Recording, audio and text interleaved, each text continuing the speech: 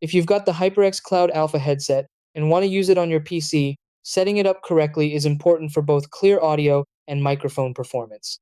Many users get confused because this headset typically uses a 3.5 mm jack, and depending on your PC, you may need a splitter or proper port selection.